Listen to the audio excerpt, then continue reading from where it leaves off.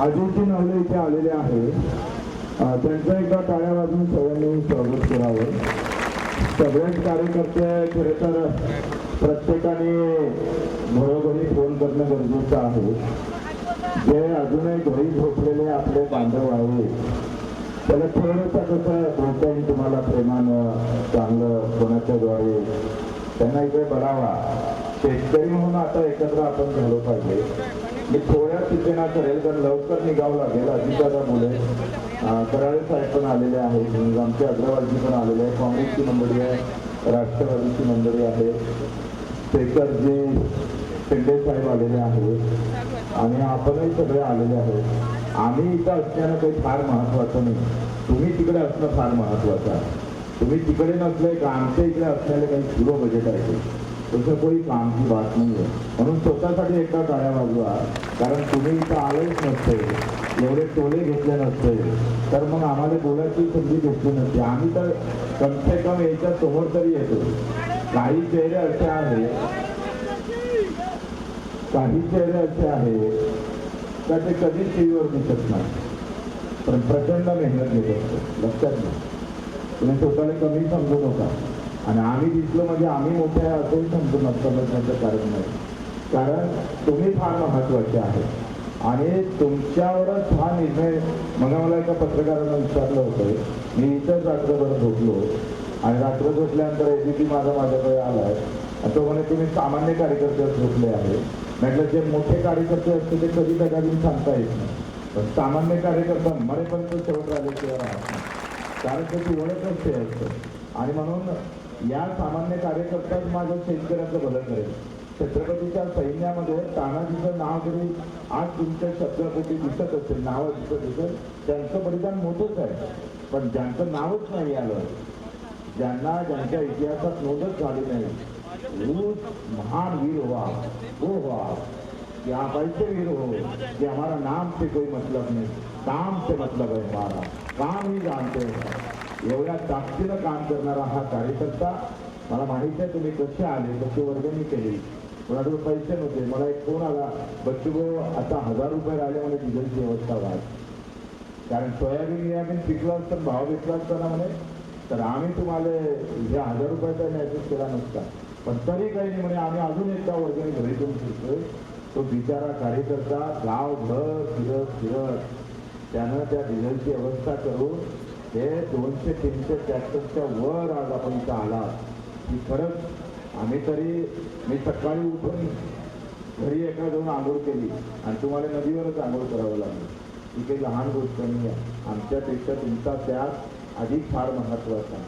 आणि जरी आमचं नाव झालं तरी त्याच्या मागे जी खरी ताकद आहे ना भाऊ, तरी मेहरबानी आहे, तरी कृपा जर असेल तर इथं बसणाऱ्या प्रत्येक कार्यकर्त्याची आहे. तुमची ही कृपा आहे, तुमच्यामुळे ते शक्य आहे.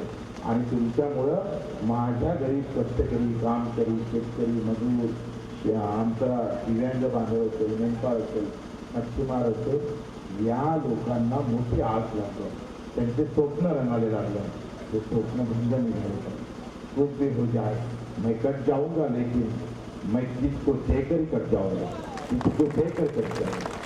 ज्या भगतसिंगानं जी आम्ही पाहतो ही लढाई लढली, ज्या छत्रपती शिवाजी महाराजांनी, बाबासाहेबांनी, महात्मा फुल्यांनी, अहिल्यादेवी होळकरांनी जे लढाई लढली भाऊ, ते स्वतः विचारतात कटून गेलं आयुष्य. एवढी सगळी संपत्ती होती, आई शाळांना जगता आलं असतं, पण चिंता मात्र सामान्य लोकांची. तुम्ही त्यापैकी एक असं समजू नका. इतिहास वाचायचा नाही, आता इतिहास वाचण्यासोबतच इतिहास निर्माण करण्याची वेळ आली. हम हसने वाले नाही, हे इतिहास निर्माण करणाऱ्यापैकी तुम्ही पाहिजे आहे. मी ह्या कॅमेऱ्यावाल्यांना सांगतो थोडंसं यांच्यावर कॅमेरा घुमवा, आमच्यावर लय घुमवला तुम्ही, यांच्यावर थोडसा घुमा थोडसा कॅमेरा, सगळ्या इकडे घुमवा, यांचे चेहरे येऊ द्या. कदाचित या इतिहासामध्ये यांचा वाटा सगळ्यात जास्त राहणार आहे. आणि म्हणून आपण जरी खाली बसले तरी तुमचा मान आम्ही सांगतोय आमच्यापेक्षा अधिक जास्त आहे. आणि ही लढाई आता खऱ्या अर्थानं सुरू होत आहे. त्या एका तासात लढाईचा हा कालपासून पहिला टप्पा झाला, आता दुसऱ्या टप्प्याची लढाई सुरू झाली. थोडे हुशारीनं वागा, थोडे व्यवस्थित वागा. आमच्या वागण्यानं सगळेच वाटोळं होईल असं करू नका. कारण माझा ट्रॅक्टर समोर पाहिजे, मी थोडंसं त्या टीव्ही मध्ये आलो पाहिजे, हा थोडासा स्वार्थ आमच्या पुऱ्या लढाईला गालबोट लागू शकतो. माझे चेहरे आले पाहिजे एवढ्यासाठी जर आपण करत असाल तर कसली लढाई विचाराशिवाय होत नाही. आणि विचार जोपर्यंत येत नाही तोपर्यंत लढू शकत नाही. ही सगळी मळमळ काढली पाहिजे आणि खरी शेतकऱ्याची चळवळ उभी केली पाहिजे, हा आमचा आग्रह. तो सगळ्या जातीतला, धर्मातला, पंथातला असू दे. आम्ही या सगळ्या विचारांना समोर येऊन अतिशय निकरीनं 8 दिवस लागले तरी 8 दिवस सांगू बच्चू, तुम्ही आम्हाला मॅसेज केले पाहिजे, हटू नका. हा एक एक कार्यकर्ता शेवटच्या क्षणापर्यंत, जसं बाजी आम्ही पाहतोय आमचे छत्रपती विशाळगडावर जायपर्यंत लढत होते, अंगावर 56 घाव झेलत होते, 2 हात तुटले असताना हाय त्या शरीरानं झगडणाऱ्या बाजीला आठवण करा, त्या तानाजीला आठवण करा. का जेथपर्यंत कर्जमाफीची घोषणा होत नाही, लेखी स्वरूपात येत नाही, काही होऊ दे, आम्ही हटणार नाही. कुछ भी हो जाए, काही पण झालं तरी बेहतर, आमच्या रक्ताच्या थाळ्या फुलल्या तरी बेहतर, पण आम्ही मागे हटणार नाही. आणि बच्चू कडू तुम्हाला शब्द देत, अगर न हुआ ऐसा, नहीं होना चाहिए ऐसा, अगर हो भी गया तो पहले अगर पुलिस की गोली आएगी तो पहले बच्चों को तो सिरे पर आएंगे, आपके सिरे पर नहीं आने दूंगा, आपके सिरे पर नहीं आने दूंगा. आणि मग आता वापस जायची भाषा करू नका.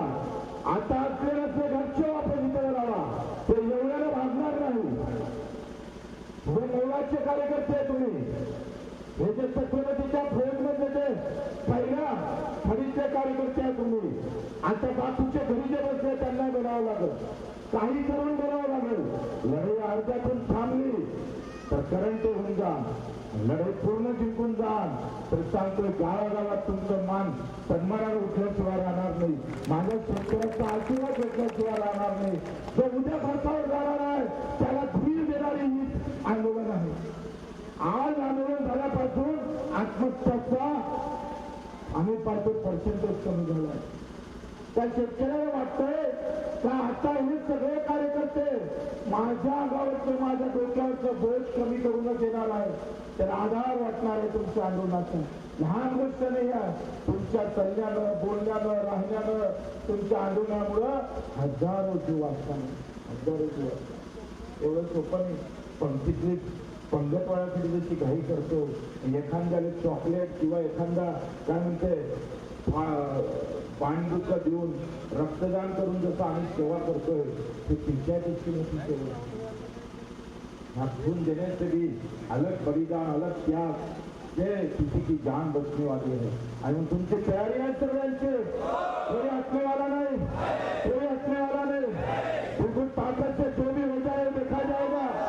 बिलकुल तुम्ही एवढे जरी सांगतो, एवढा जरी कार्यकर्ता ताकदीने राहिला तर मी सांगतोय छत्रपतीचा इतिहास साक्ष आहे.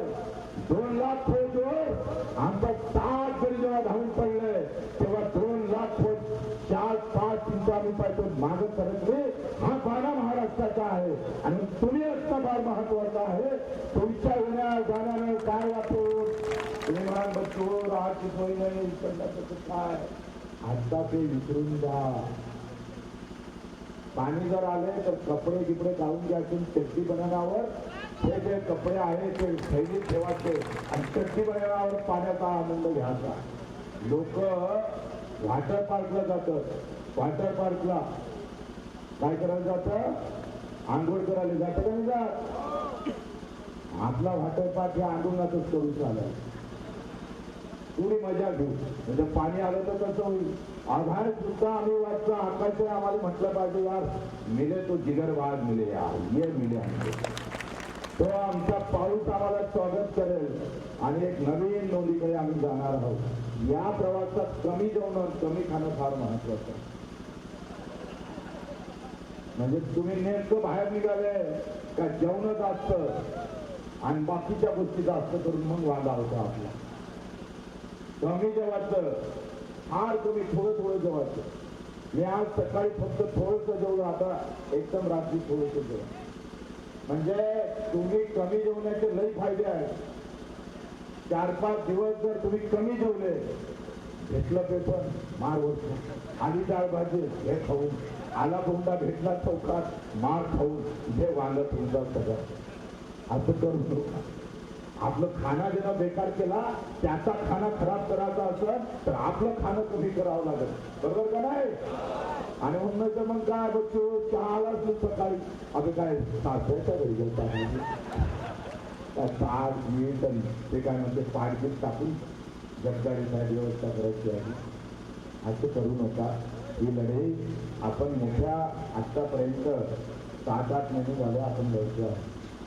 8 दिवसाचं उपोषण झालं. बरेच कार्यकर्ते आहेत, निंबाळकर असेल, अधिक याच्यातले बरेच कार्यकर्ते आहेत, बोचणे असेल, ते उपोषणाला 8-10 दिवस होते. इथे लहान लहान कार्यकर्ते होते. हात वरती करावर 8 दिवस माझं उपोषण केलं. तो उद्धव ठाकरे आहे, 8 दिवस उपोषण करणारे माझ्यासोबत. तो कपिल देशमुख आहे. हा रिजवान आहे. रिजवान याच्या घरी जमीन नाही, काहीच नाही, आणि हा केळं विकते आणि शेतकऱ्याच्या आंदोलनात बाजूला काय आहे. रिजवान आहे. रिजवान हा मुंडे आहे. पायी लोक चालले, पायी सोबत राहिले आणि ते कंटिन्यू आमच्या सोबत आहे. लक्षात. म्हणून ही लढाई आता सिस्टीनं ट्रॅक्टर मागा ओव्हरटेक करत होते. एकदम जात होता आपलाच कार्यकर्ता ओव्हरटेकमुळे. जो ड्रायव्हर असा करत ना आणि त्यामध्ये ओव्हरटेक केलं तर मी आणि तू आहे, मी त्याला सोडणार नाही. ते काही होते. अकोल्याचा एक होता ट्रॅक्टर, एकटंच आलं, परेशान केलं तरी, खूप परेशान केलं.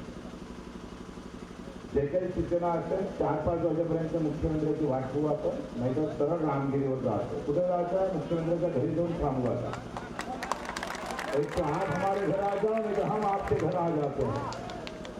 तुम्ही जसं मत मागायला आमच्या घरी येतो, आता आम्ही तुम्हाला आमची कर्जमुक्ती मागायला तुमच्या घरी येतो. तुम हमारे घर आ सकते हो, हम तुम्हारे घर नहीं आ सकते. ये कैसा कानून है? ये कैसा कानून है? तुम्ही तर रात्री येत आहे. घंटी वाजून हाय का हो गणपतराव?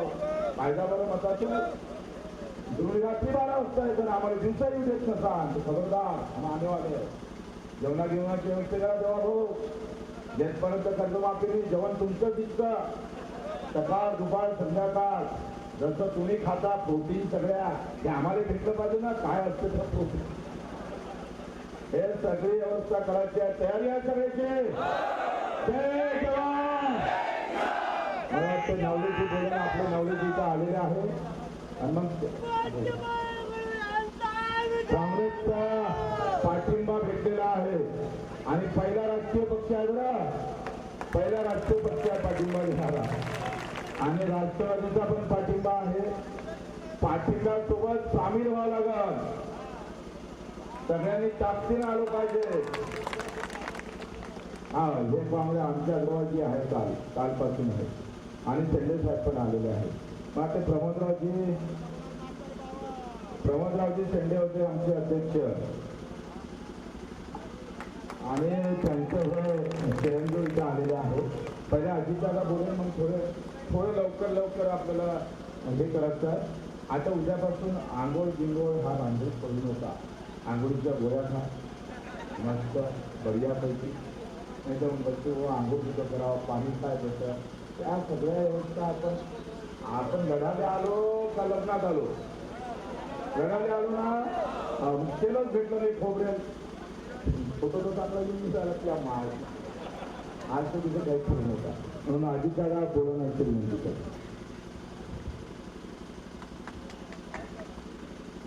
आजच्या या आंदोलनासाठी रणांगणात उतरलेल्या माझ्या सर्व शेतकरी श्रमिक भावांनो आणि बहिणींनो, सर्वप्रथम आपल्या सगळ्यांचं एकदा आमच्या सर्वांच्या वतीनं बच्चू भाऊने अभिनंदन केलं. मी सुद्धा तुम्ही लढायला आले त्याबद्दल तुमचं मनपूर्वक अभिनंदन करतो, तुमचा आभार व्यक्त करतो. बच्चू भाऊ असं म्हणाले ते बरोबर आहे. आज सगळ्या महाराष्ट्राचं लक्ष हे तुम्ही जे सगळे लढायला आलेले आहेत तुमच्याकडे लागलेलं आहे. आणि भाऊ मला खात्री आहे की आता ही सुरुवात आहे. महाराष्ट्राच्या गावागावातून लोक निघाले. आपल्याला आता मुख्यमंत्र्यांच्या घराच्या दिशेने जाण्याचा संदेश त्यांनी दिलेला आहे. मला खात्री आहे की संध्याकाळी 5 वाजेपर्यंत महाराष्ट्रभरातील हजारो कार्यकर्ते नागपूरच्या दिशेने येतील हा आमचा विश्वास आहे आणि ते जबरदस्त आंदोलन आपण करू. भावांनो, आपण आता इथून कूच करणार आहे. कर्जमाफीची मागणी आपण केलेली आहे. देवाभाऊ, राज्याचे मुख्यमंत्री म्हणतायत आम्ही कर्जमाफी करणार आहे, पण कधी करणार आहे? योग्य वेळ आल्यावर करणार आहे. अतिवृष्टी झाली आहे, सोयाबीनचे भाव पडले, कापूस बर्बाद झालेला आहे, आधार भाव मिळत नाही, जमिनी खरवडून गेल्या, विहिरी काढल्या, काहीच शिल्लक राहिलेलं नाही. याच्यापेक्षा दुसरी कर्जमाफीची योग्य वेळ असू शकत. त्यामुळे आत्ताच कर्जमाफी झाली पाहिजे ही आपली मागणी आहे. बरोबर मागणी आहे का? बरोबर बोलतोय का? कर्जमाफीची मागणी आपल्याला महत्वाची आहे. आपल्या दुसऱ्या मागणीबाबत बच्चू भाऊंनी सांगितलं. आज सोयाबीनचे भाव आधार भावापेक्षा खाली गेलेले आहेत. कापसाला सुद्धा भाव मिळत नाही. त्यामुळे सोयाबीन आणि कापूस यांची प्रत्येक तालुक्यामध्ये खरेदीची केंद्र सुरू झाली पाहिजे ही आज महाराष्ट्राच्या शेतकऱ्यांची मागणी आहे. बरोबर म्हणतोय का मी? ही बरोबर मागणी आहे का?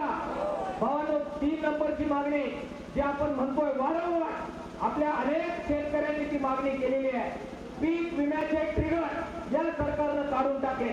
आज जर असते तर आपत्तीमध्ये आपल्याला काही प्रमाणामध्ये संरक्षण मिळालं असतं. ही बरोबर म्हणतोय का चूक म्हणतोय आम्ही? परंतु यांनी कॉर्पोरेट कंपन्यांच्या याच्यासाठी हे ट्रिगर काढून टाकले आणि शेतकऱ्यांचं नुकसान केलेलं आहे. आपली मागणी आहे की ते ट्रिगर परत एकदा लागू केले पाहिजे. आपला कांदा उत्पादक शेतकरी आहे, आपले दूध उत्पादक शेतकरी आहे, इतर सर्व शेतीमाल आहे, त्याचा सुद्धा रास्त भाव हा शेतकऱ्यांना मिळाला पाहिजे ही मागणी आपण केलेली आहे. मी पहिला आलो तेव्हा अनेक दिव्यांग बांधव इथे आलेले आहेत. भाऊंनी आता प्रेसला सांगताना सांगितलं की वाईट अवस्था त्यांची असते, तरी सुद्धा भाऊंनी आवाज दिला आणि महाराष्ट्राच्या कानाकोपऱ्यातून ते आलेले आहेत. त्यांच्यासाठीच्या काही मागण्या आपण केलेल्या आहेत, यापूर्वी सुद्धा भाऊंनी केलेल्या आहेत. त्या मागण्या घेऊन आपल्याला पुढे जायचं आहे. एकूण साधारणपणाने एबी अशा प्रकारच्या मागण्यांचं वर्गीकरण आपण केलेलं आहे. पण भावांनो, हे जे सरकार आहे, आपण गेलो आणि त्यांनी दिलं असं होणार नाही. हे लबाडाचं अवतार आहे, ते जेवल्याशिवाय खरं मानता येणार नाही आणि म्हणून लढाई करावी लागणार आहे. पंजाबचे शेतकरी ते निघाले पंजाबवरून सरकारकडे काळ्या कायद्याच्या विरोधात लढायला. असेच भाऊ ट्रॅक्टर घेऊन निघाले. स्वागत कसं झालं या सरकारने केलं? त्यांच्या रस्त्यामध्ये काटे खिळे हे ठोकले, अश्रुधुराच्या नळकंड्या त्यांच्यावर फोडल्या. आपण त्या सगळ्या लढाईचे साक्षीदार आहोत. आम्ही 1000 लोक घेऊन सीमेवर गेलो होतो आणि बच्चू भाऊ सुद्धा मोटरसायकल रॅली काढून त्या लढाईमध्ये गेले. किती दिवस लढाई चालली ती? 1 वर्षभर लढाई चालली. 1 वर्षाला ते म्हणजे किती इंचाची छाती आहे? 56 इंचाची छाती. ती शेतकऱ्यांपुढे झुकणार नाही. पण पंजाबचा शेतकरी, हरियाणाचा शेतकरी, उत्तर प्रदेशचा शेतकरी, आपण सगळे ही शेतकऱ्याची पोरं वर्षभर लढले, पण 56 इंचा छातीला शेवटी शेतकऱ्यांच्या पुढे झुकवल्याशिवाय राहिले नाही. हा या महाराष्ट्राचा आणि देशाचा इतिहास आहे. मग पंजाबचा शेतकरी करू शकतो, उत्तर प्रदेशचा शेतकरी करू शकतो, मग हा छत्रपती शिवाजी महाराजांच्या महाराष्ट्रातला शेतकरी करू शकतो की नाही? हा मला सवाल आहे. करू शकतो की नाही? आपण लढू शकतो की नाही? आपण बच्चू भाऊंनी सांगितलं, मावळे जेव्हा लढायला निघायचे त्यांना काय हॉटेल होते का? राहायची काय व्यवस्था होती का? घोड्यावर निघाले शेतकऱ्याची पोरं. एकदा छत्रपतींचा आदेश मिळाला की सर तळहातावर देऊन निघायचे, रणांगणात उतरायचे. खायला मिळो नाही मिळो, राहायला जागा असो नसो, तर सामने दुश्मन तलवारी घेऊन उभा असायचा. पण हे महाराष्ट्रातले मावळे छत्रपतींच्या आदेशासाठी आणि शेतकऱ्यांच्या राज्यासाठी रक्त सांडण्यासाठी तयार असायचे. आपण त्यांचे वारसदार आहोत. त्यांचंच रक्त आपल्या नसात आहे की नाही? आपल्या नसात त्यांचंच रक्त. आणि म्हणून लढायला निघालोय भावांनो. ही काही मौज मजा नाही, हे खायला मिळणार नाही. राहायला जागा असेल असणार नाही, झोपायला बेड असेल असणार नाही. आम्ही सगळे तुमच्या बरोबर असू. आम्ही सगळे नेते एसीत राहणारे नेते नाही आहोत. लॉंग मार्च जो किसान सभेनं काढला आठवतोय ना, 40,000 लोक नाशिक वरून पायी चालत निघाले. 8 दिवस चालले आणि मुंबईला पोहोचले. अरे खायला मिळत होतं का? राहायला जागा होती का? ऊन वारं पाऊस महाराष्ट्राने त्यांचे रक्ताळलेले पायी पाहिलेले आहेत. मग आपले ते शेतकरी पाय रक्ताळत घेत सरकारला झुकू शकतात. तर आज आपण सगळे निघालोय. आपल्याकडे जरा ट्रॅक्टर आहे, आपल्याकडे साधन आहे, आपल्याकडे बच्चूभाऊ आहे, आपल्याकडे राजू शेट्टी आहे, आपल्याकडे रविकांत तुपकर आहे, आपल्याकडे महादेव जानकर आहे, आपल्याकडे विजय जावंदी आहे. या सगळ्या नेत्यांची एकजूट असताना आपण हटणार आहोत का भावांनो? आपण माघारी परतणार आहोत का?